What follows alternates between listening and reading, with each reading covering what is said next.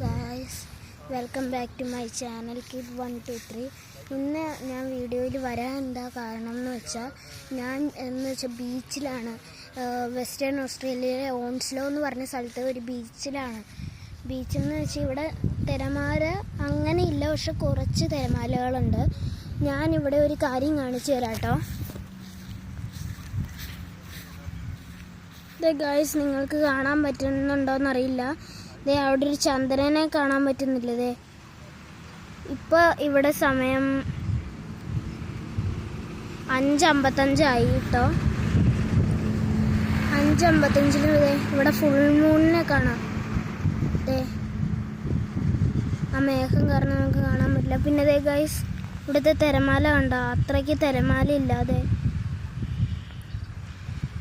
തിരമാലയുണ്ട്, പക്ഷെ അങ്ങനെ ഇല്ല. പിന്നെ ഗായ്സ്, ഇവിടെ ഫിഷിംഗ് ആട്ടെ ഏറ്റവും കൂടുതൽ. അവിടെ ബോട്ടും ആ കാര്യങ്ങളൊക്കെ വന്ന് കിടപ്പുണ്ട്.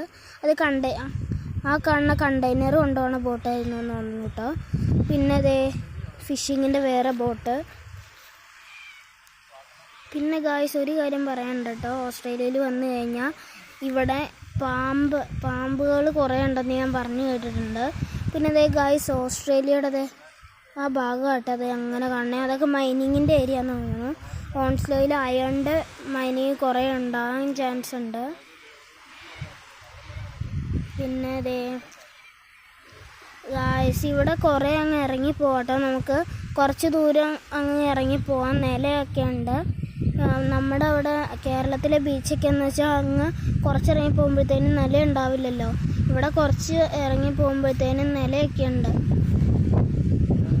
പിന്നെ ഗായ്സ്, അവിടെ ഒരു ഡാർക്ക് ബ്ലൂ ഇല്ല, അതിനപ്പുറം ഭയങ്കര ആഴാട്ടോ. ആ ലൈറ്റ് ബ്ലൂവിൻ്റെ ഇവിടെ നിലയുള്ള സ്ഥലമാണ്. പിന്നെ ഗായ്സ്, എല്ലാവരും എൻ്റെ വീഡിയോ ലൈക്ക് ചെയ്യുക, സബ്സ്ക്രൈബ് ചെയ്യുക, ഷെയർ ചെയ്യുക.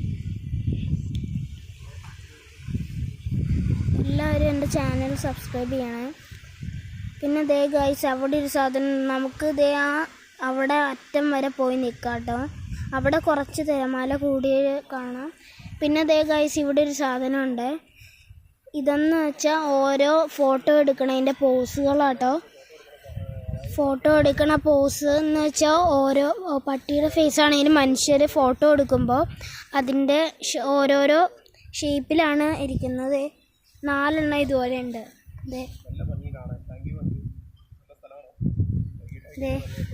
ഇവിടെ ഇതൊരെണ്ണം. പിന്നെ ഇപ്പോൾ നിങ്ങൾ ഫോട്ടോ ഷൂട്ടേഴ്സിനെയൊക്കെ കണ്ടു കഴിഞ്ഞാൽ അവർ ഈ ടൈപ്പിലായിരിക്കും എടുക്കുന്നത്. പിന്നെ ഇവിടെ ഒരെണ്ണം. ഈ ഫേസ് നോക്കണ്ട കേട്ടോ, ഇത് പട്ടിയുടെ ഫേസ് പോലെ ആട്ടോ ഇരിക്കണേ. പിന്നെ ഗായ്സ്, ഇവിടെ ഈ കല്ലിൻ്റെ ഇടയിലൊക്കെ കുറേ പാമ്പുകൾ കാണാൻ ചാൻസ് ഉണ്ട് കേട്ടോ.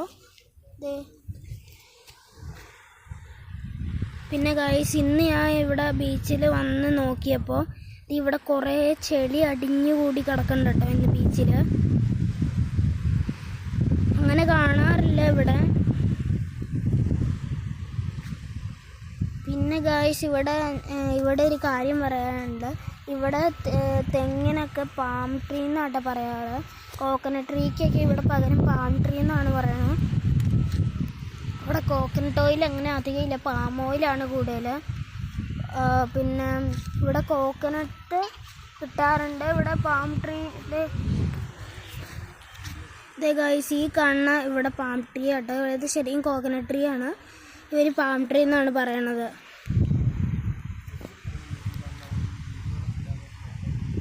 പിന്നെ ഗായ്സ്, ഇത്രയേ ഉള്ളൂ കേട്ടോ. പിന്നെ ഇവിടെ ആ ബോട്ട് കാണുന്നുള്ളത്, ആ സാധനം കാണുന്നുള്ളത്, അതിനപ്പുറം ഭയങ്കര ആഴാട്ടോ.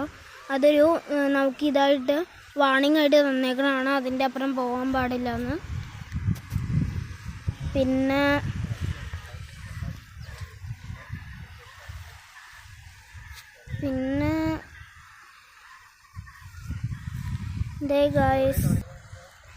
ഗായ്സ്, പിന്നെ ഇവിടെ കല്ലുകൾ കൂടി കിട്ടേക്കണുണ്ടോ?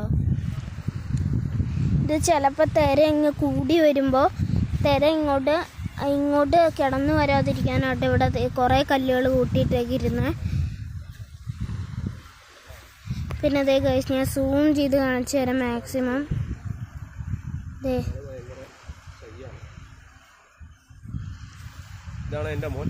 അങ്ങറ്റം വരെ ഉണ്ട്.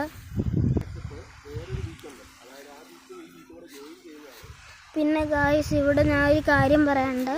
ഇത് സൺറൈസ് ബീച്ചാണ്.